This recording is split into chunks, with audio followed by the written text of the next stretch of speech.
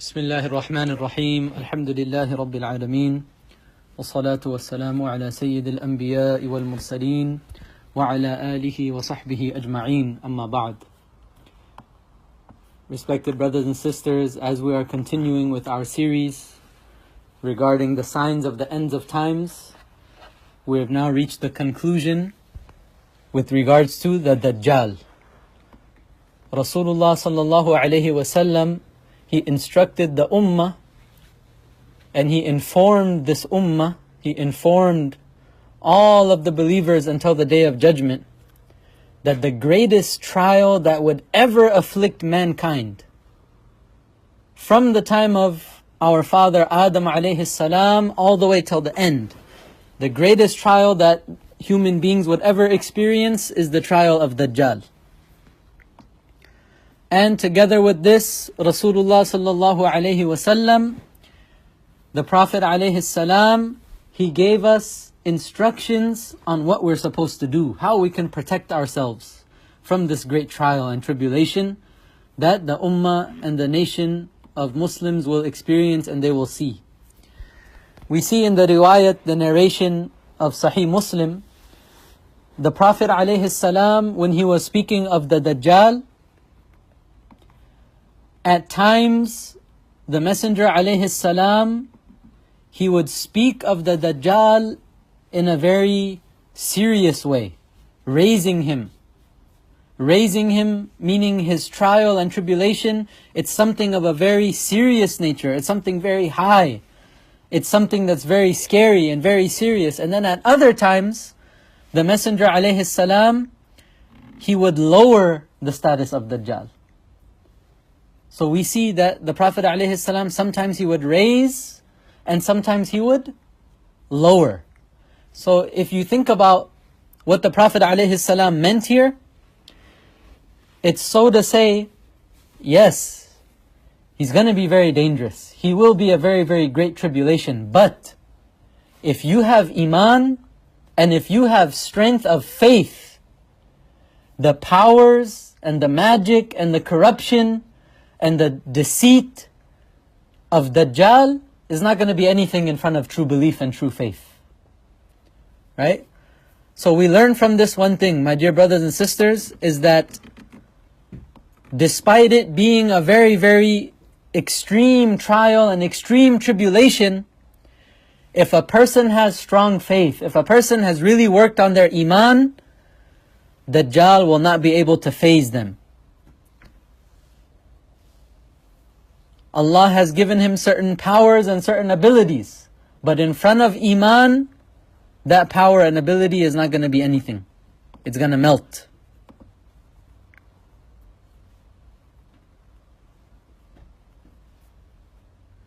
And the interesting thing is, my dear brothers and sisters,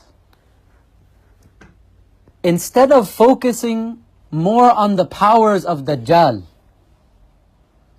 you see, this is what a lot of people like to do. We become amused. Wow, Dajjal, he's going to do this. He's going to travel this fast. You know, it's like entertainment for us, almost. Na'udhu billah. And some people, they become in awe of how powerful Dajjal is. Dajjal is nothing. And when you look at the Sahaba radiyallahu anhum, when the Prophet ﷺ was telling them about Dajjal and his time period, that 40 days, one of those days is going to be like a year. They weren't in a trance about the power of Dajjal. The first thing they asked is, Ya Rasulullah, in that day that's going to be a year, how do we pray? That's what we want to know. We're not fazed by Dajjal. We're not fazed by his one eye. We're not fazed by his crops and his wealth and his money and his treasures. Those things don't mean anything to us. We want to know, how do we pray in that time? That's what's in our responsibility. That's what we care about. Right? So subhanAllah, look at their mindset. They were more focused on, what are we supposed to do? What is our obligation and our responsibility? We're going to fulfill that. That's what we're more interested in. Dajjal and his powers? Okay, he has his powers, he has his abilities, which Allah will give him, and he will be a tribulation.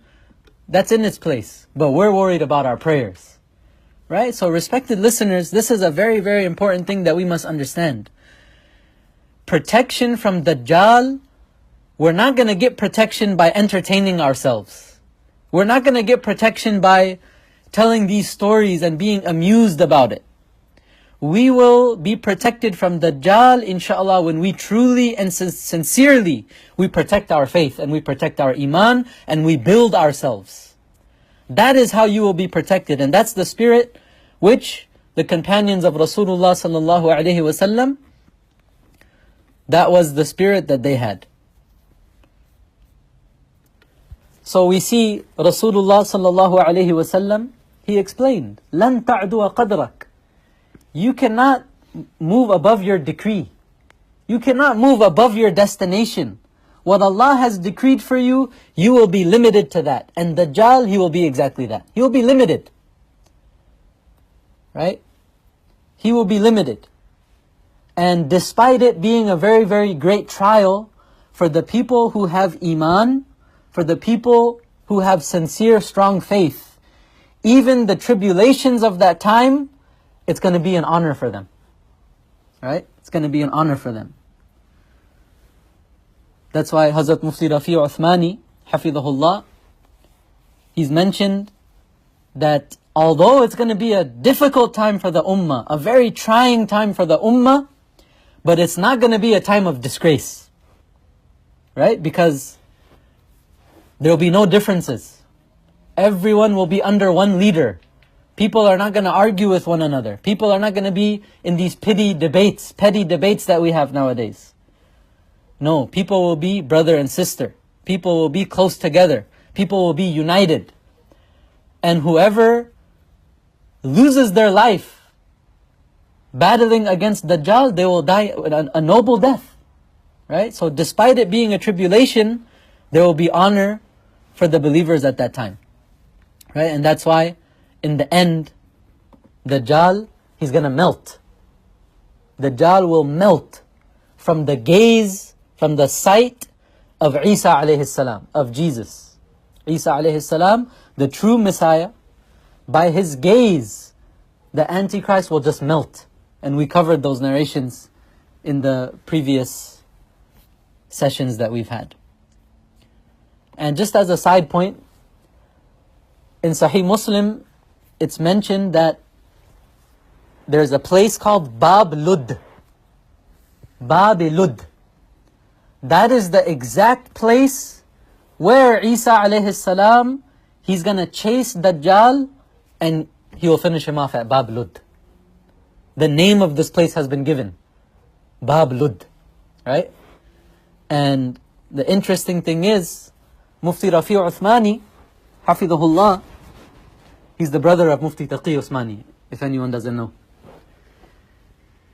He went on a tour to Palestine, to Palestine, Jordan, all of these places where a lot of these things are going to play out. Right? So he said, one of his tour guides, he's from the place called Lud, which is in Palestine. He's from Lud. He even mentioned his name. He knows the guy personally. Ali Hassan Ahmad al-Bayadi. He said, in my hometown of Lud, in 1980, there was lots of construction that was taking place. And they were trying to make roads. And Lud, you can guess where it is now. Palestine, Israel, right?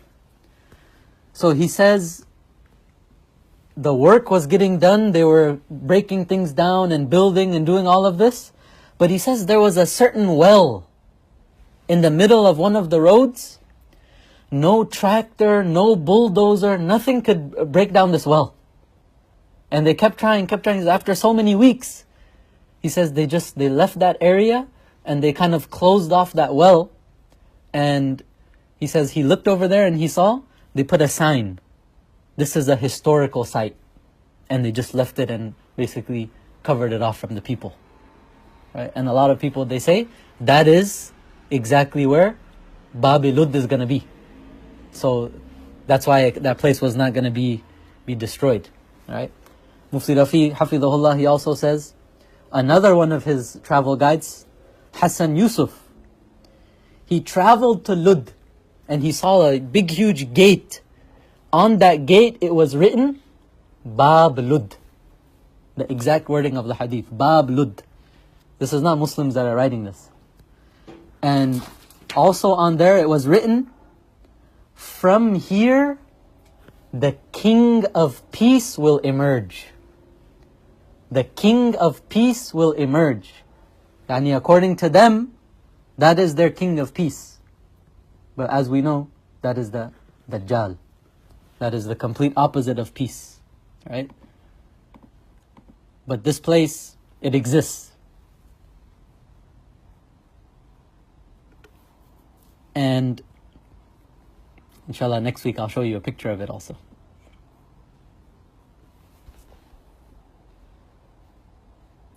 So we can see the initial stages and the initial steps. They're rapidly taking place day by day. Rapidly, it's taking place day by day. And subhanallah, Mawlana Abul Hasan Ali Nadwi, rahimahullah ta'ala, he wrote in his book that Dajjal is a man and he's going to appear in the areas of Philistine, of Palestine. And in those lands, that's where the final battles will take place between truth and falsehood, right? And pretty much that's what we can see right now. All of the situations that have been happening and going on. And I'm reading what he's written in his book. He says, on one side you will have believers, and on the other side you will have a nation that holds the view that they're a special race with noble blood. They see themselves so superior that all authority and the jurisdiction of the world should be under them. They want to control everything. Everyone should be under them. And look what he says. He says, this decisive battle, it can be seen looming over the horizon. It's just right there. You can see it over the horizon, right? That time is coming. And further he writes, the conditions and incidents happening are preparing the environment in which this will happen, right? Everything that you see going on, it's preparing the grounds for this to happen eventually. And just to get a little glimpse from the specialists of this field, people who have written many books, years of research, let's see what they have written about this, right? And I'm quoting to you from what they have written. Number 1, Sayyid Munazir Ahsan Gilani, rahimahullah. He says, civilization is currently under preparation for the emergence of Dajjal. The preparation is taking place right now. The path is being paved. The initial stages of the fitna of Dajjal, they are already in existence. The initial stages. Whether he has come or not, this much we can say for sure, his fire has already been lit. And imagine, this is the greatest trial that has ever come upon the earth. From the time of Adam alayhi salam. Right? And you're looking at it right now, eye to eye. You guys understand what I'm saying? Imagine right now you heard on the news, there's a big hurricane coming in. What is everybody going to do? Pack up your bags, pack up your necessities, first aid kits, pack water, get out of here, do whatever you need to do to protect yourself. Right? And as that time starts to come near, brother, you heard the news, right? There's 2 days until the hurricane comes. As the time comes nearer and nearer, what happens? Your heart starts beating faster and faster. You start taking the situation more and more serious. Right? And we are pretty much in that crucial stage right now, but we're still laying on our couches. All the news are telling us, the hurricane is here. You got 1 day left. But we're all just sitting back and relaxed. Right?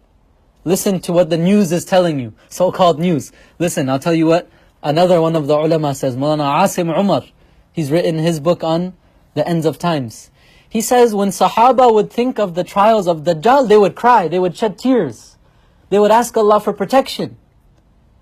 It wasn't an entertainment for them. They would cry when they heard of this.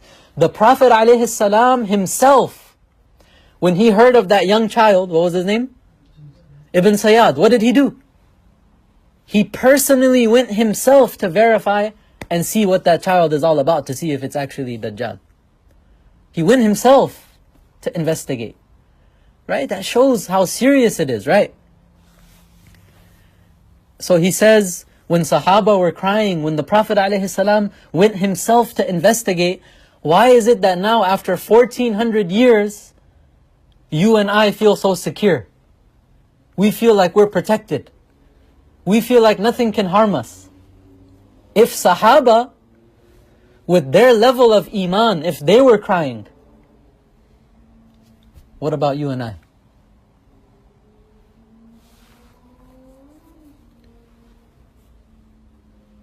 Mufti Rafi Uthmani, Hafidhullah, he also says, with current world politics, geography, other fast-changing conditions of the world, this is all taking us to the time before the end.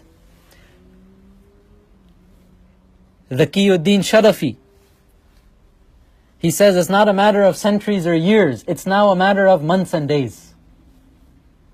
It's a matter of months and days, according to what he's written. And he says, please, for the sake of Allah, wake up and open your eyes to the conditions around you. Please, open your eyes to the conditions around you. Right? So now, I want everyone to think about something. You know, right now everyone is interested in this vaccine. Right? We want to protect ourselves from the coronavirus, make sure we don't get sick, make sure we build that immunity so the virus can't, so that the coronavirus cannot affect us and harm us. Now I know it's a whole debate whether the vaccine is good for you or not. That's a separate topic. But those who are very eager to take it, they want to take it for what? Protection. To build immunity so that that virus cannot harm you. The greatest virus that the world will ever see is what? Dajjal. So the believer, especially as the times are coming closer and closer and closer, forget about a COVID vaccine, we should vaccinate ourselves from the trials of Dajjal. Build immunity, build a shield, build some armor, build something around yourself so that his trials cannot affect you. So that you could survive and you could be successful. Right? And from amongst those shields that the Prophet ﷺ has taught us, we're going to mention some of these guidelines, inshaAllah, on how we can protect ourselves. And we're going to mention, inshaAllah, a total of 10 guidelines.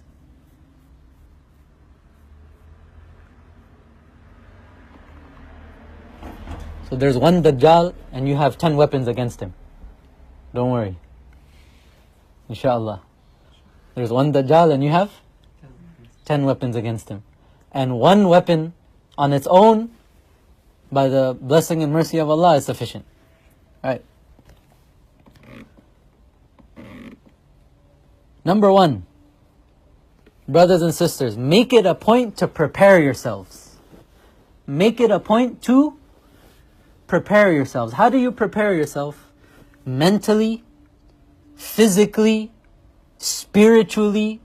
In every aspect you must be prepared.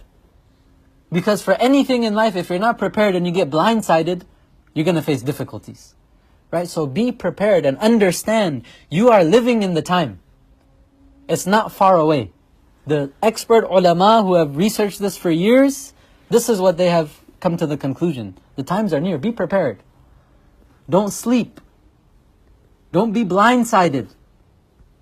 His effort has already begun. The fire has been lit.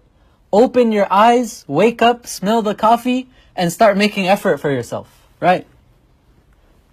Somebody tells you, you know what? There's a group of 100 robbers. They're coming around each town and they're robbing everyone that's there. What would you do? You start preparing yourself. You start getting ready. Are you going to leave all of your valuables open? everywhere? Leave your money in the open, leave your cars unlocked, leave your doors open. That's not what you're going to do. Right? If somebody values their money and their wealth, they're going to try their best to preserve it.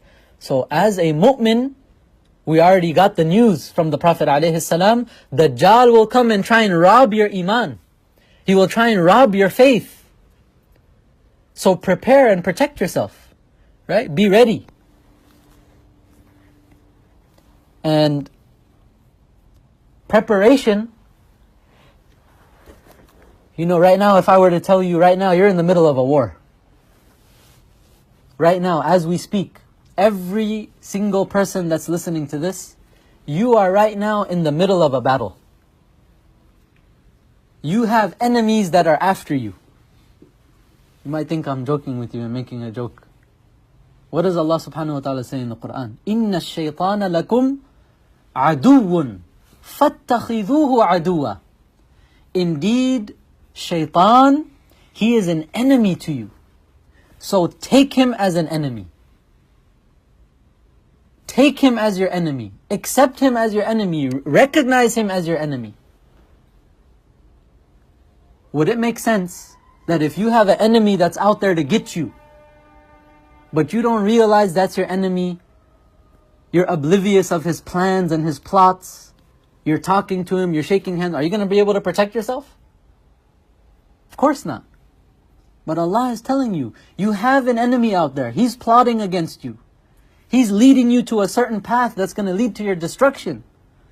Every morning that you wake up, you need to realize you have an enemy that's after you. And the plots and the plans and all of that stuff is being done against you every single day. What are you doing to counter that? Preparation, number one. Number two, brothers and sisters, the importance of dua. You yourself, you cannot do anything. You can do what you can, what's in your limitations, but ultimately, protection is from Allah subhanahu wa ta'ala. Protection, preservation of faith, preservation of being a good Muslim and being firm and upright, that's in the hands of Allah subhanahu wa ta'ala. So you beg and you ask Allah to keep you firm. And if you look at the narration in Kitab al-Fitan, he says, the person that will be saved in the times of fitnas is the one that makes dua as if he's drowning in the ocean. What type of dua? As if you are drowning in the ocean. Now, brothers and sisters, understand this very, very carefully. When a person is drowning in the ocean, number one, what does he see in front of him? He sees death. He sees harm because he's drowning, right? He sees the loss of his life, and his life is what? It's valuable to him, isn't it? His life is valuable to him, and he sees right in front of him, his life is about to go. So how sincerely will he make dua? How sincerely will he call upon Allah subhanahu wa ta'ala? Every hair on his body will be crying in dua. Every crevice of his heart will be asking Allah for dua. Because he's losing his life. His life is so valuable. Now again, for a believer, your faith is even more valuable than your life. Iman is even more valuable than life. So that guy that's dying and he's crying to God and he's crying to Allah in dua because he values his life. The true believer, you'll cry to Allah even more for the sake of preserving your iman. You have to understand the analogy which the Prophet ﷺ is giving us.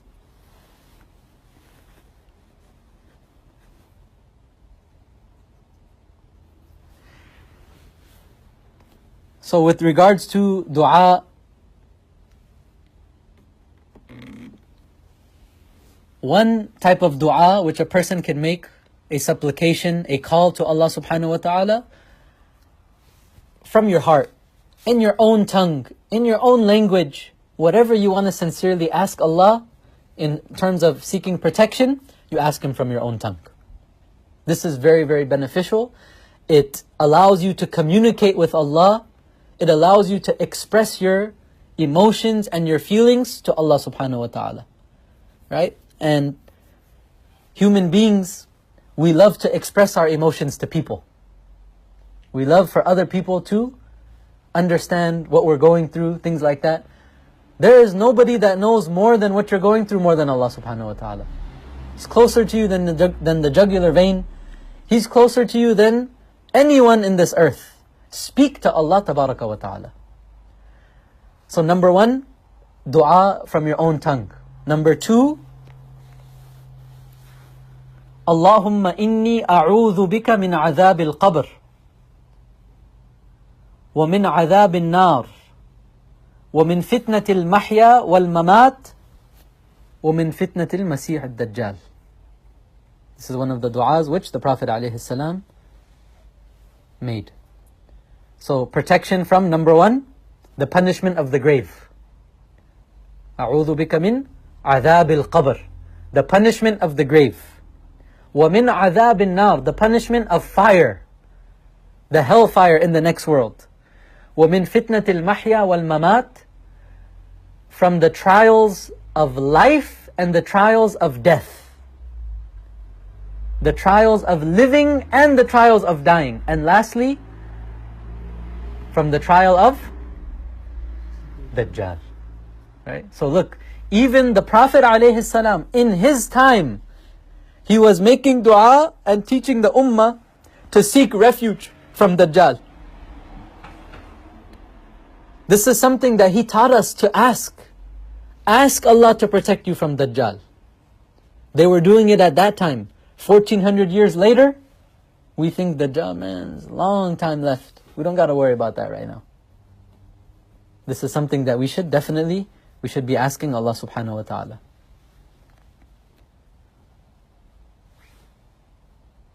And there are other ahadith also, other du'as which the Prophet ﷺ mentioned. And the gist of it all is, you ask Allah. You don't just depend on yourself. You do what you can to the best of your ability. But in the end, Allah, you are the one. You are the one that protection is offered from your side. If your protection is not there, nothing in this world can save me. If your protection is not there, the whole world can get together to protect me, it will not be enough. But if your protection is there, if your assistance is with me, the whole world can gather to harm me. They won't be able to touch me. And in salah, when we're praying salah, when we're performing our prayers, we all say, اهدنا الصراط المستقيم. Right? When you're reading this, make an intention that, oh Allah, keep me on the straight path. In that straight path, you ask Allah, what? Keep me on the path of those believers that will stand against falsehood, that will stand against the tyrant Dajjal. The path of those believers who will remain firm. Ya Allah, you keep me with them. Right? And Allah says in another verse, who are those believers? مِنَ النَّبِيِّينَ وَالصِّدِّيقِينَ, from the prophets, from the righteous, from the martyrs. وَالشُّهَدَاءِ وَالصَّالِحِينَ. Ya Allah, keep me on the path of those people. Right? And the third dua which I'm going to mention, and again, these are really beautiful to memorize. These are really good to memorize. And if you cannot memorize it, brothers and sisters, at least make the dua in your own tongue. This is not from a hadith, but this dua, a lot of our pious predecessors would make. Allahumma arina al-haqqa haqqan, warzuqna ittiba'ah, wa arina al-batila batilan, warzuqna ijtinabah. Oh Allah, show me the truth as truth, and show me the falsehood as falsehood. Show me the truth as truth and allow me to follow it. And show me the falsehood as falsehood and allow me to abstain from it. Right? So there's two things here. One is recognition of truth. If you can't recognize truth from the beginning, how are you going to follow it? Right? You don't even know that that's the truth. You consider it to be falsehood. And that's how Dajjal will kind of play his games. He'll look like he's a good man. He'll look like he's doing good things. Mahdi will come, radiyallahu anhu. People will pass statements about him, making him look like a bad guy. So people will, Muslims included, they will not follow Mahdi. So we ask Allah, show us the truth as truth. When truth comes to us, let us view it that this is the truth. And part of this recognition, it has to do with your internal state. It has to do with your internal state. If your heart is pure, if your heart is clean, then truth will easily settle inside of your heart. If your heart is dirty, if your heart is impure, if your heart is full of evil, if your heart is full of Dajjal's toys and the tricks of shaitan, the toys of shaitan, if your heart has love for those things, it's not going to be inclined towards truth. It's going to be disinclined from truth. So working on yourself, this is very, very important. And after recognition of truth, وَرْزُقْنَا اتِّبَاعَهُ. Now allow us to follow that truth. Because there will be people, they'll recognize, oh, this is truth, man. I know this is right. This is a good path. This is good for me. But I just can't follow it. I can't do it. It's too hard. So we're asking Allah, allow us to recognize that truth. The deception of Dajjal, do not allow him to trick us. Let us see the truth. And then after that, let us follow it. And show us falsehood as falsehood. And then let us abstain from it. Again, same thing. Some people, they can't recognize falsehood. They think that it's good for them. They think that it's something beneficial. Where little do they realize, it's actually harming them. Right? And others, once they've recognized that it's falsehood, they cannot give it up. They cannot leave it. I know that it's bad for me. I know that it's harmful for me, but I can't give it up. And subhanallah, in the riwayat, there are hadith which mention that some of the followers of Dajjal, they will be Muslims. And their friends will tell them, you're following, don't you know this is Dajjal? Don't you know? This is Dajjal. What are you doing? You're ruining yourself. How come you can't tell that it's Dajjal? And what will they say? They say, we know he's Dajjal. We know he's Dajjal. But we need his stuff. We need his treasures. We need the desires that he comes with. We need the wealth that he comes with. We need the money and the luxuries and the comfort. And all of these things that we're accustomed to, we can't get it without following Dajjal, so we're going to follow him. So recognition of falsehood as falsehood, and then asking Allah, please allow us, once we see that it's falsehood, to abstain from that falsehood. That's number 2. Respected listeners, number 3. What's going to help you follow truth and avoid falsehood? Number 3 is your company. Number 3 is staying in good company. Look what the Prophet ﷺ said. He said that if Dajjal comes and I'm amongst you, فَأَنَا حَجِيجُهُ دُونَكُمْ, I will battle him on your guys' behalf. Right? I'll take care of him on your behalf. But if he comes after I'm gone, some ahadith mention, every man for himself. You're on your own. Protect yourself. Prepare yourself. Right? And other ahadith, they say what? That Allah subhanahu wa ta'ala, He will suffice you through the pious people. Allah will suffice you through the pious people. What does that show you?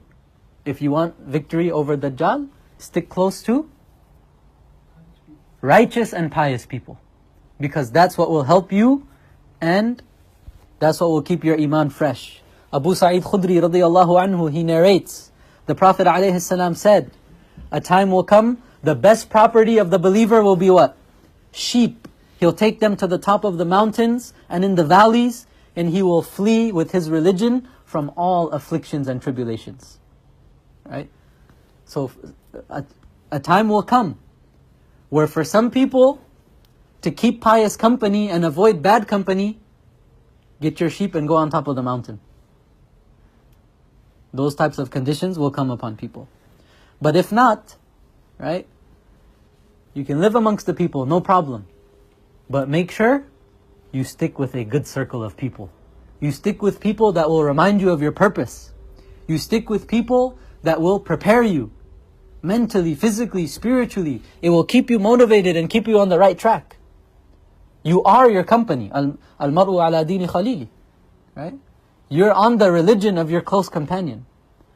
The behavior, the tendencies, the speech, everything of your close companion, those things will start to come inside of you. Right? If you're friends with a really healthy person, very health conscious person, right? Every time you go out to go eat, and the guy's like, let me check that drink, let me see how many grams of sugar are in there. Let me check how many carbs. Let me check the ingredients. They get that mentality before you eat whatever you don't care about, but now, next time you open up a can, let me check how many sugars are in here. You never checked that before. But what brought that tendency inside of you? Because your friend. Right? You never worried about money. Money was never on your mind. You never had worries. What am I going to do 10 years from now? 20 years from now? Am I going to be begging on the street? But your company of people constantly bringing about these topics, bringing about these worries, bringing about these tribulations, this negativity. Then what happens? Suddenly the guy's by himself. Oh my God, I'm so poor, I don't have money, what am I going to do? You never worried about that before, but now because your circle is discussing this, it starts to worry you now. So make sure that your circle is a circle that will prepare you, that will remind you, that will motivate you, that will not allow you to slip. They will only uplift you and make sure that you're doing good. Right? So stick with ulama, stick with scholars, stick with good people, stick with people that will remind you of your purpose. Right? If you look at the story of Musa alayhi salam, during his time, Prophet Moses alayhi salam, peace be upon him, one of the people in his nation, it's a long story, but I'm going to make it short. He got a calf, a little fake calf, adorned it with like gold and silver and things like that. And he basically convinced the Bani Israel, he said, this is your God. Start worshipping it. It makes a mooing sound. Oh, mooing sound, wow. And then people started worshipping. They did this at which period? When Moses, peace be upon him, he went to the mountain to go speak to Allah subhanahu wa ta'ala. So Moses was absent. And it was in this time that they started worshipping other than Allah subhanahu wa ta'ala. What does that show you? When Musa alayhi salam was there, that company that was the company of Prophet Moses alayhi salam, Musa alayhi salam, when he was there with them, they couldn't have done those things. His presence was like a barrier from all of that. Right? So make friends, make a circle that will be like a shield for you. Number 4. When the Mahdi radiyallahu anhu appears, do whatever you can, however difficult it is, make sure that you join him. Make sure that you go and you join him and you stand by his side, because that's where the people of protection and the people of success and the people of faith and iman, they will be under his banner. The hadith of Ibn Majah, it says, when he comes out, you better go and pledge allegiance to him, even if you have to crawl over ice. Crawl over the ice, don't worry, but make sure you get to Mahdi radiyallahu anhu. Right? So, important point here is, even when Mahdi comes out, there will be people. The first people that will stand against Mahdi will be who? Muslims. They will say, this is not a Mahdi, this guy is a fake, don't follow him. And what are they saying this for? Because of they love the comfort of this dunya. They love the comfort of their homes. They love the comfort of their hometowns. They love the comfort of food. They love the comfort of sleep. They don't want to believe that that's Mahdi. So whoever says that it's Mahdi, oh man, it's not that time, bro. Relax. Chill, man. Have you gone nuts? Have you gone insane or something? What's wrong with you? And the pious ulama, what will they be saying? Look at the books, brothers and sisters. All of the signs are here. All of the righteous people, the righteous scholars, they'll be saying, this is Mahdi. The time has come. Pack your bags. Let's move. Who will be those people that will not be able to join him? People who love luxury, people who love comfort, and they have bad opinions of their scholars. Scholars are telling us to, oh man, backwards mullah. You know the backwards mullahs? They always just want us to follow them and leave our comfort. And, backwards mullahs, man. These guys don't know what they're talking about. Right? But the righteous, they will say, all the proofs are here. Let's move in that direction. And it's important also to know, what does going to Mahdi radiallahu anhu, what does that entail? Does that mean you're going to just go to Mahdi, look at him, Assalamu alaikum, you're Mahdi, oh, make dua for me, Hazrat, I'll see you later, I'm going back home now. Is that what going to Mahdi means? Go there, kiss his hands maybe, give him a gift, ask Allah to protect me, and then you go back home and enjoy. Huh? I've heard a lot about you, I've been waiting to meet you. It's an honor. Hopefully, inshallah, no one takes a selfie. Mahdi might just give you one. Radiallahu anhu. So what will it exactly entail? It's not going to entail ease. Right? That's what we got to understand. It's going to entail leaving your home, leaving your residence, traveling. Right? Yes, people will say, man, I got my family here, I got my business here, I have my home here. When the call of Allah comes, you have to be willing to sacrifice. So that's why we're saying, be mentally, physically, spiritually prepared. Do not put your heart on this dunya. At any given moment, you should be willing to answer the call of Allah subhanahu wa ta'ala. Right? And when Mahdi comes, everyone is not going to be sitting there and just reading books. Everyone is not going to be sitting there and just eating biryani. There's going to be battles. There's going to be wars. And a person will have to understand that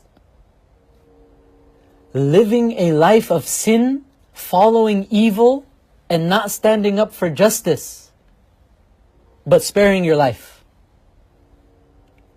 Getting the option to live, but with what circumstances? Not opposing evil, not opposing injustice, standing in the ranks of shayateen and dajjal. Superior to that is what? I will give my life in the path of truth. That's superior for me.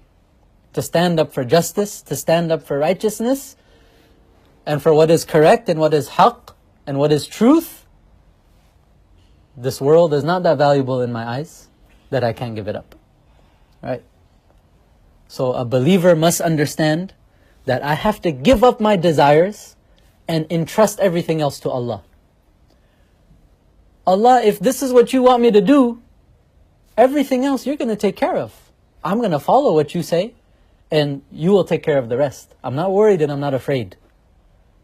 Right? I can get up and I can leave and I can do what is demanded of me.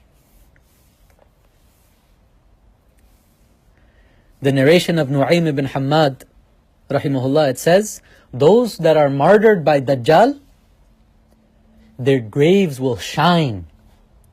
So much so that at night time, in the nights, you can see the glow emanating from their graves. Right? So what do you want to be?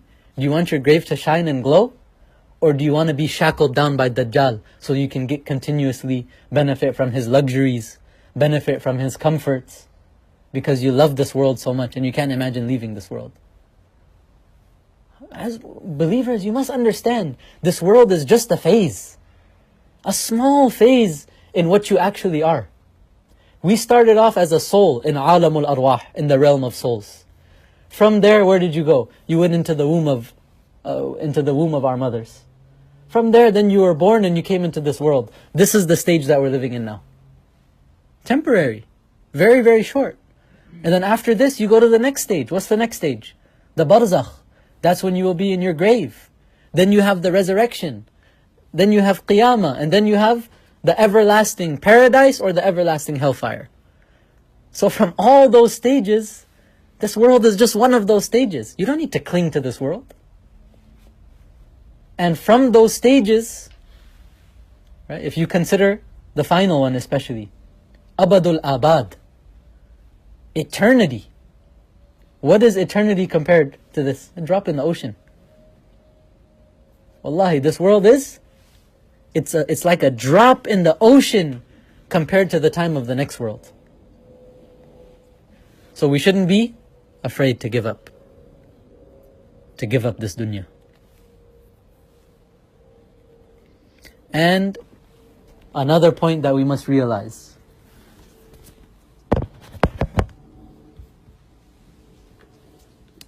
some of these things are hard for people to digest. So if you have some water, drink water, it'll help digest all of these things down.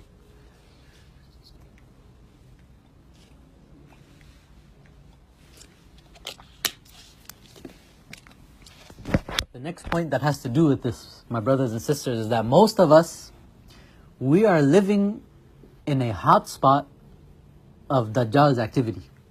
That's a reality that we must face. So choosing to reside in a place where a lot of the injustice, the evil, the tyranny, and the plotting and planning of Dajjali activity is going to take place, that means we got an extra responsibility here. We must be ready to give an extra effort compared to other people in other parts of the world. Right? So must always keep that in mind. If you're living in a place of, where Dajjal has a lot of influence, you must be even more prepared to sacrifice. Because we're living in the midst of it all. Number 5, brothers and sisters, the easy way out, live in the Haramain Sharifain. Dajjal will not be able to enter Makkah, he will not be able to enter Medina. So if you're living there, Dajjal cannot come and harm you, right? But remember, even then, there will be the earthquakes which will shake, and the munafiqeen and the hypocrites, they will run out and they will flee, right? So the important thing is still, even if you run to Haramain Sharifain, you must still make sure that you are watching your internal, right? Number 6, the hadith says that Dajjal, when he passes by, he will take, he'll have a mountain of bread, he'll take the wealth of the people, and the Muslims, their hair will turn white. Sign of difficulty, right? But he said, what suffices the angels in the heavens, يُجْزِيهِمْ مَا يُجْزِي أَهْلَ السَّمَاءِ, the people of the skies, yani the angels, what suffices them? That is what will suffice the believers at that time. يُسَبِّحُونَ وَيُقَدِّسُونَ, they will make tasbih, they will glorify Allah, they will glorify God, they will sing His praises, they will praise Allah, they will say Subhanallah, Alhamdulillah, glory to Allah, praise be to Allah, there is no God except Allah, Allahu Akbar, Allah is the greatest. That will be their food. So what does that show you? If you want that to be your food at that time, you must at least build a habit of reciting it in these times. You must be a person of tasbih. It says, the hadith shows that the believers that will stand against Dajjal, what will they be doing? They will be people who recite tasbih. They do dhikr. They remember Allah. So if you want to be included amongst those people, you must keep your tongue busy with what? Remembrance of Allah. So try our best, brothers and sisters. Every day, at least, after Fajr and after Fajr and after Maghrib, recite your tasbihat. Subhanallah, Alhamdulillah, La ilaha illallah, Allahu Akbar, 33, 33, 34. After every salah, even if you can. The du'as which we mentioned, right? Morning and evening, try your best. Number 7, the recitation of Surah Al-Kahf. Okay, and Surah Al-Kahf, there are different narrations, different riwayat. Sahih Muslim, it comes in Abu Dawood also. Some of them say the first 10 verses. Other ahadith mention the last 10 verses. And some mention the memorization of these verses. Right? So, the more the better. If you can memorize all of Surah Al-Kahf, فَبِهَا وَنِعْمَتْ. Very, very great. Memorize the whole surah and recite the whole thing every Friday. MashaAllah, barakallahu feek. Allah will bless you. Insha'Allah. My dua is that from this gathering, Insha'Allah, there will be people who will memorize the first 10, last 10, and whoever Allah gives tawfiq to, there will be some people who will inshallah memorize the whole surah. Insha'Allah. Make that intention, brothers and sisters.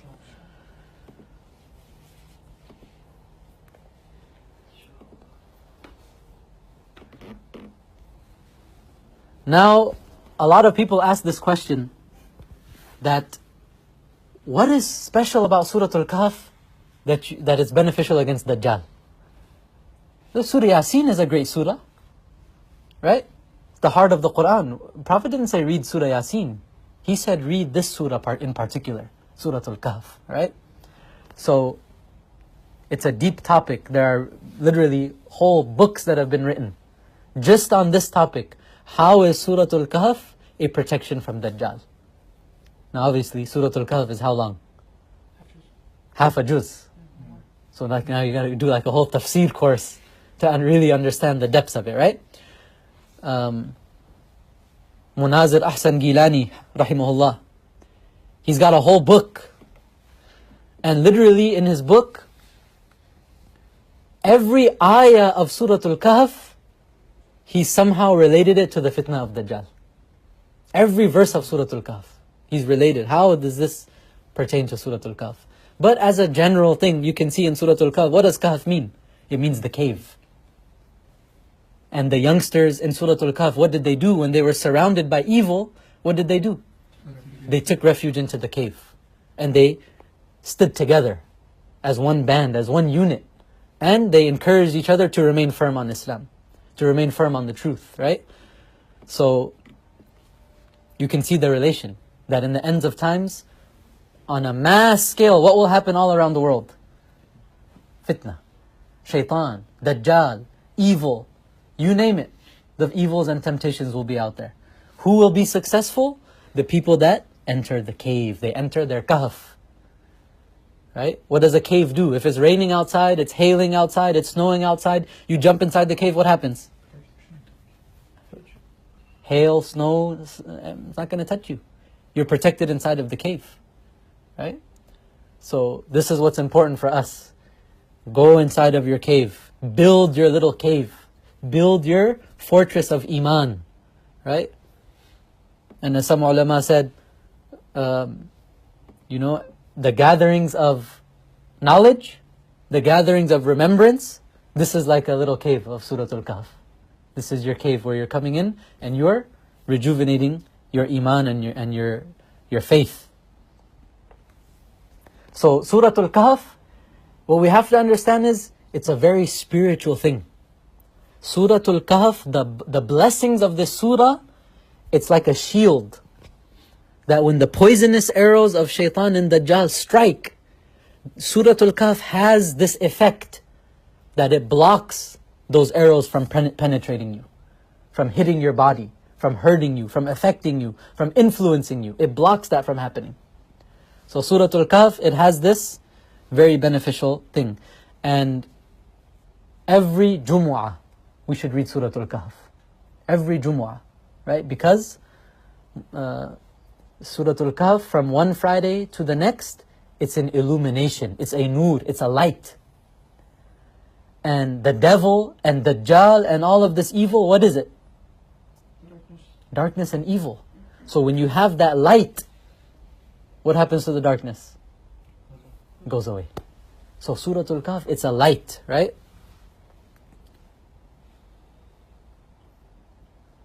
Mawlana Abul Hasan Ali al-Nadwi, rahimahullah, he has this called like the battle. Why I keep getting this phone call.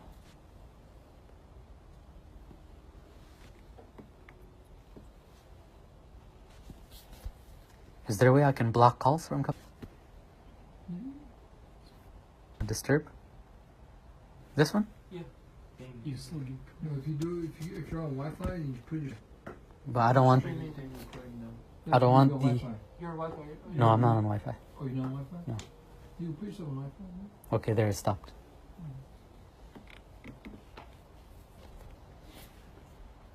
What was I saying? One Friday to the next, it's protection. It's a protection. It's a protection from one Friday to the next. Mawlana Abul Hasan Ali al-Nadwi rahimahullah, he says that Surah Al-Kahf, it has the greatest treasure and antidote for the poisonous effects of Dajjal. And it will give complete cure to those who are ailing. Right? If a person builds a relationship with this surah and brings the meanings of it into his heart and life. So a study of Surah Al-Kahf is also important. Understand the contents of Surah Al-Kahf because it pertains to protection of yourself from evil. So the meanings, you bring it into your heart and life, he will be protected from this fitna of Dajjal. The surah has a soul and a spirit. Look what he says. He says that this surah, it has a soul and a spirit inside of it. And what does this soul and spirit of the surah do? Is that it negates the powers of Dajjal and Shaitan from influencing and infiltrating the mind, the way of thinking, the body and the spirit. It blocks it completely from entering. Surah Al-Kahf, it has this speciality within the surah. Right? And there's a narration in Ibn Majah, Abdul Rahman al-Muharibi, rahimahullah ta'ala. He was a great scholar of hadith. Imagine, he was all the way in that time. He said, every teacher you should include in your primary school syllabus for the children. Teach them to memorize Surah Al-Kahf. Who's saying this? I don't know which generation he's from, but he's from generations ago. And he's telling the people at that time, every teacher, you better teach your students Surah Al-Kahf. You better make sure that they know it. Look how worried they were at that time. And subhanAllah, right now we're like in the depths of this. You're in the depths of this. Make sure, Surah Al-Kahf, very, very important. Number 8. Beware of your food. Be conscious of what you eat. Make sure you are eating halal and you're avoiding everything that is even doubtful. Be very, very careful. Why? Because, as we've been mentioning before, this protection is not a physical type of thing only, right? Did I tell you you have to carry a certain type of body armor? Or a certain shield? No, these are all spiritual things, right? So one thing that gives Shaitan access to your soul and gives him more power to trick you, and he can easily influence you, is when your body and your soul is nourished by impermissible means. Impermissible means can be from two ways. Number one, the source of income is impermissible. The job is impermissible. And with that income, the person is feeding his family. What happens? Every morsel that you eat, it's nourishing your body. Shaitan and Dajjal is like a piece of cake for them. Piece of cake. Your soul and your spirit and your faith is not a match for them. Right? Imagine you get like a gold medal champion wrestler, and then his opponent walks in and he's like all scrawny and he can't even walk straight. What's going to happen to him?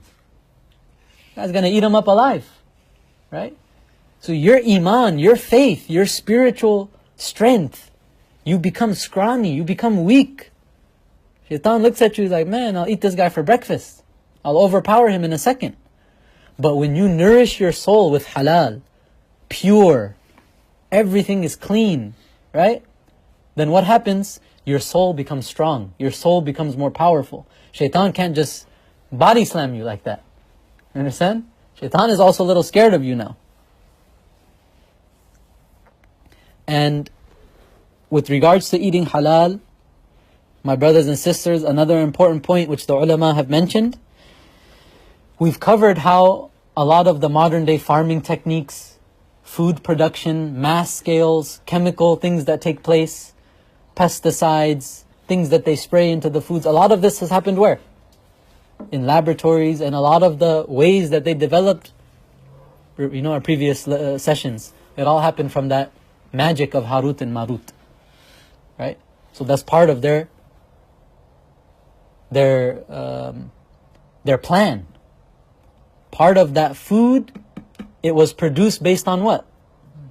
The magic things which they've been developing for the past centuries, right? So that's why we're not saying that it's haram, food, right? We're not saying that it's haram. If the ingredients are halal, technically it's halal. But still too, just as a matter of precaution, you never know what type of stuff is going behind the scenes. Hatta al-imkan, to the best of your ability, avoid unnatural foods. Avoid things that have chemicals. Eat organic. Eat clean, right? And subhanAllah, I know some of my teachers in South Africa, they won't eat anything from outside. Garden in the backyard, pick the garden, eat from there, and that's it. Everything else, homemade. Everything homemade, right? Pure, right? Whatever you're inputting, this is what results in your deeds.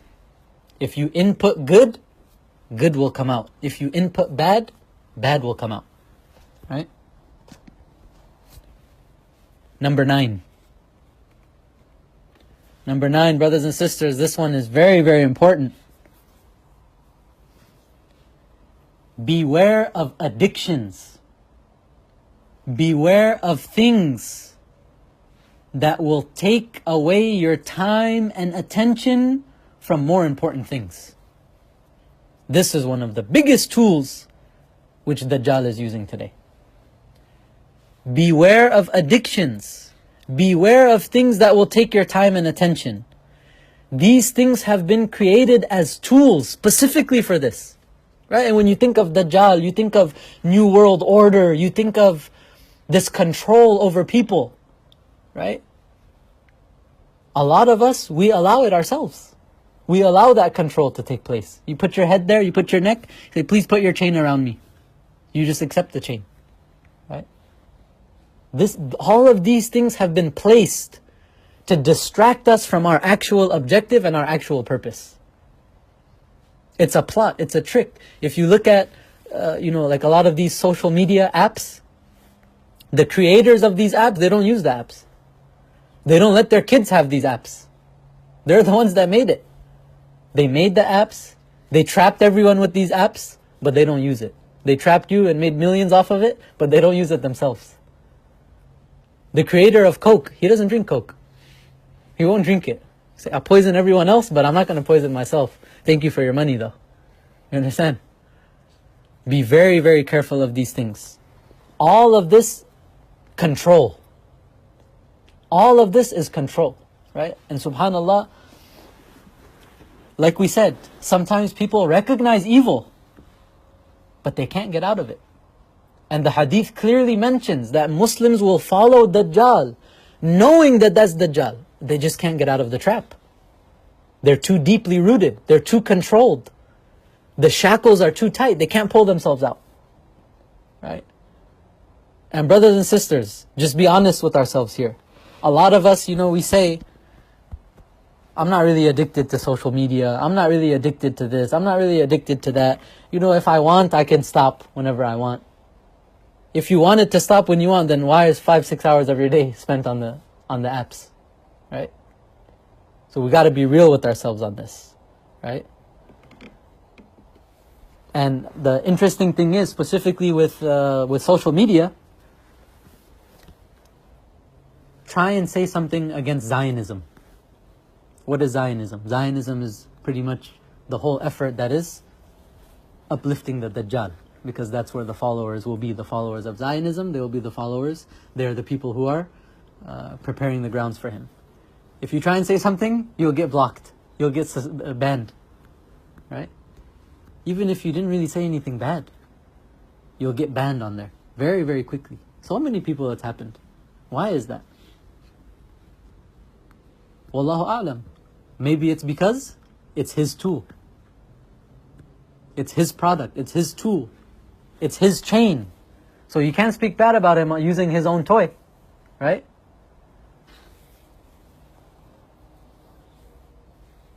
Our youth. How many of our youth, mashallah, full of potential, bright years ahead of them, so many opportunities, but days will go by, hours will go by, months will go by, achieve nothing. Achieve nothing. What did I achieve? I watched 6,000 TikTok videos. I watched 8,000 Instagram, this many on Facebook. Is that all that there is in life? Is that the only thing that we have? It's as if, our children, they see the faces of the screens more than they see the faces of their parents. More than they see the faces of good people, they see the faces of these screens. The screens and the apps and the social is literally like raising our children. That's pretty much what's happening today. And with this social media, it's ajib. In Kitab al-Fitan there's a narration where the Prophet ﷺ said, the most fortunate person during the times of trials is the one that remains hidden and pure. The one that remains hidden and pure. If he comes out, nobody recognizes him. And if he does not come out, nobody asks about him. And what does social media do? Everybody just wants to be public and recognized. Want everyone to know about you. What did the Prophet ﷺ say? The time of trials, the best people are who? Simple, unrecognized. Nobody knows about you. Right? Second thing that causes a lot of addictions nowadays is drugs. We all know how much harm drugs are doing to people, right? They end up in such pits, such depths. Shaitan controls them, right? You hear it from their own mouths. They say, I don't know what I was doing. I don't know how I did that. I don't even know if that was me. I don't believe you. I just believe you because, I trust you. But that was me that did that? I deceived my own family? Wow, I can't believe it. You hear some of them after, they say, what happens to you is literally the drug becomes your master. Literally, exact words. The drug becomes your master. You'll do whatever it takes to get your next fix. What type of authority is that? If it's not Dajjali authority. That you literally, it's like the drug becomes your God. And that's the claim that Dajjal will make. Man Rabbuk, Ana Rabbuk. I'm your Lord. Accept me as your Lord. Do whatever I say. What does a person on drugs do? Whatever it takes to get that next fix, they'll do it. Some people will be stuck for years on drugs. Some people will be stuck for years on entertainment. Other people will be stuck for years chasing the opposite gender. All of these are tools fulfilling their addictions, trying to follow and fulfill their desires, right? But this is exactly what happens. Shaitan puts all of these things in front of us to distract us from our purpose, right? And I was thinking today, literally it's exactly like this, It's like a child and you change their diaper. What happens?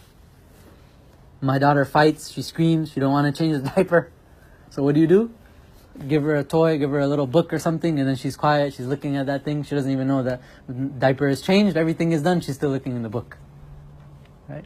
She doesn't want her diaper changed. She'll fight, she'll scream, she'll do whatever it takes. She doesn't want her diaper changed. But that toy is placed, she forgets everything. What happens to the believers in this time, brothers and sisters? We're literally just like that small child. Our purpose, our objective is something so noble, so lofty, so important.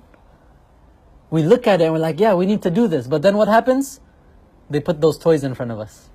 For some people, it's the toy of drugs. For some people, it's the toy of social media. For some people, it's the toy of opposite gender and this and that, whatever the case may be. And then what happens? You're stuck on there. engrossed in that thing. That's all that you could see. That's all that you're involved in. That's all that you're looking forward to. Getting out of that bubble, you can't see beyond that bubble. That's all that your life is revolving around. Some people it's money. Work, work, work, money, and then in the weekend, have fun. Besides that bubble, you cannot see beyond that. These are all the toys which shaitan has put in front of us. And be very mindful and vigilant, my brothers and sisters, how much time you're spending on these. Entertainment. Don't become chained by Netflix. Don't become chained by your phone. Don't become chained by social media. Be very, very careful. The Prophet ﷺ said, don't go near the Dajjal. When you hear that he's come out, فَلْيَنَأْ مِنْهُ. Stay away from him. Don't go near him, because there will be people that say we're believers. We don't follow Dajjal. We don't believe in him. So we'll face him. We can go next to him. But once they go near him, what happens? They'll follow him. They'll follow him because of the doubts that he'll put in front. So any toy of Dajjal, any toy of shaitan, try your best to stay away from it as far as possible. Be very, very careful with these things. Right? And number 10, last one. Follow the way of the Sahaba, radiyallahu anhum. Everyone has concern for the physical body. Lift weights, eat healthy, make yourself look nice. Billions of dollars being spent on what? Plastic surgeries. Right? Everyone is concerned for their physical. But what does Allah look at? What does God look at? Allah looks at your hearts. Allah looks at the purity of your intentions, your compassion towards people, your love for Him, your love for His Prophet, alayhi salam. Right? People are concerned about the outward. Look nice, dress nice, drive nice, live in a nice house. Right? But what about the internal? Sahaba radiyallahu anhum, Abdullah bin Mas'ud said, these were the best people of the ummah, أَبَرَّهَا قُلُوبًا, the purest of hearts. Purity of heart will save you from Dajjal. When your heart is clean, his tricks and temptations will not enter your heart. Number 2, أَعْمَقَهَا عِلْمًا, they were the deepest in knowledge. Right? Deepest in knowledge. So, learning about Allah subhanahu wa ta'ala, learning about deen, building yourself in learning more about Islam, right? This is very, very important. And lastly, أَقَلَّهَا تَكَلُّفًا, they were the most informal and simple. Simple, straightforward people, right? They were willing to sacrifice. They were people who were not stuck to luxury and comfort, right? This one is very important. Do not be a person that loves this world so much that you cling to it and you have to have everything that you want. Sometimes deprive yourself of what you want, even if it's halal. Sleep on the floor sometimes. You want to drink some juice, drink some water instead. Right? You want to drive somewhere, walk there instead. Make yourself a little bit rough. You have to be used to difficult conditions. Don't be such a spoiled person. Sahaba were not spoiled, weak people. They had everything that they wanted, they would get. And if they didn't get it, they would cry about it. No. You get it, you get it. You don't, move on. We need to train ourselves to be like this. Right?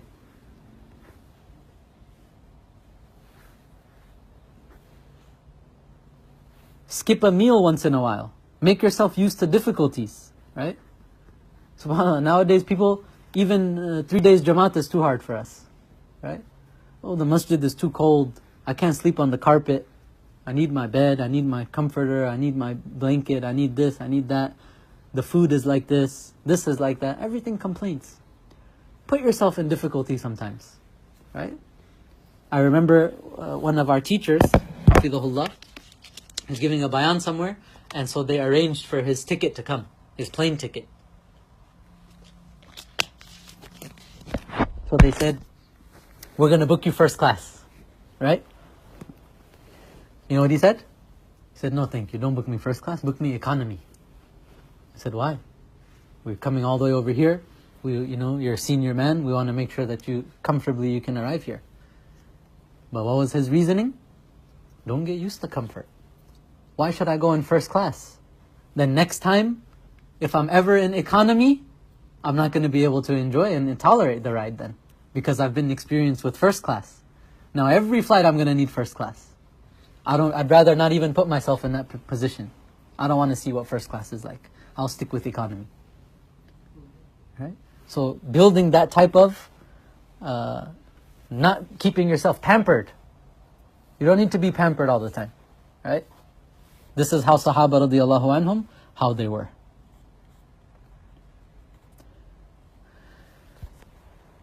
Those were the 10 things, my brothers and sisters. And the last thing that I would like to mention is the hadith where the Prophet ﷺ said, Dajjal will come to a youth, to a young man, and he will kill him. He will slice him in two. And then he will revive him. He said, do you believe I'm your Lord now? Am I your Lord? Look, I just killed you and now I gave you life again. Do you believe I'm your Lord? And what will that youth say? The youth will say, my Lord is Allah, and you are Dajjal, you are the enemy of Allah. And I testify that right now, I know you better than ever before, because of what just happened. I know you now better than ever before. I could recognize you now. I know exactly who you are, right? And the interesting thing about this is, Dajjal will not be able to kill him again after that. His power will end there. So again, it shows you, yeah, he has these powers, he has these things, but in front of Iman, in front of faith, can't do anything. That youngster, that youth, right? And this is the last point I'm going to end on. The Prophet ﷺ emphasized, he didn't just say he'll come to a person.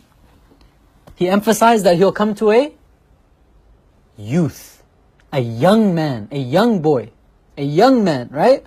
So what does this show you? It shows you that Dajjal, who does he want to be part of his army? He wants these nice young boys, young girls, young men, young women to lead the front, hold the flags. They have all the power, they have all the strength, they have all the mind. You get to them, you got everyone. And at the same time, look at the strength that Allah has put in youth. If at that age you are firm, if at that age, in your youth, you devote yourself to Allah, look how much strength. Dajjal, the greatest fitna the ummah will ever face. You can point right at his face and say, you are Dajjal, my Lord is Allah, you can't do nothing to me. Who do you think you are? That is the barakah and blessings of youth. Right? So it's very important, if you're in your youth, preserve your youth. Don't wait for tomorrow. Use your time now and devote yourself, develop your faith, develop your iman. And those who are older, make sure you instill these qualities within your children. Instill these qualities within the youth, and don't tell ourselves, wait till they get a little bit older, wait till they're older, it's okay. No. Let them focus on this right now, let them focus on that. No. We need to teach, we need to learn, and inshallah this will be a source of barakah and protection. So these were the 10 things, my brothers and sisters. We ask Allah subhanahu wa ta'ala that He helps us all to practice these things, to implement these things. And once again, my hope and my desire, inshallah, is that from this, there will be people that have listened to this, that inshallah from tonight, we will read our tasbihat. Every single day we will make dhikr of Allah. Subhanallah, Alhamdulillah, La ilaha illallah, Allahu Akbar. And remind yourself, when Dajjal comes, this is going to be my food. This is my breakfast, this is my lunch, this is my dinner. This is what's going to nourish me when Dajjal comes. Read your tasbihat every day. Make your du'as morning and evening. Recite your Suratul Kahf. Learn Suratul Kahf. Read its translation. And inshallah the rest of the 7 which we had mentioned, we all make niyyah and we all make intention that inshallah we will practice upon these things.